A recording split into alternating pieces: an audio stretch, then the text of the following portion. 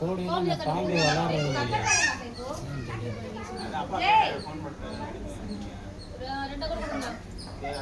இல்லாட்டி வந்து கட்டுறது டைம் ஆயிடும். நாளை தரீங்களா?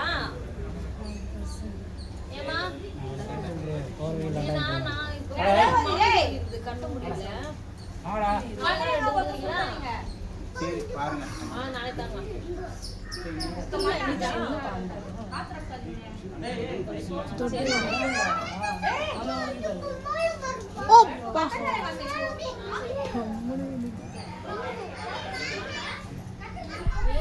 அதனால யாரும் இல்லை. அந்த மாதிரி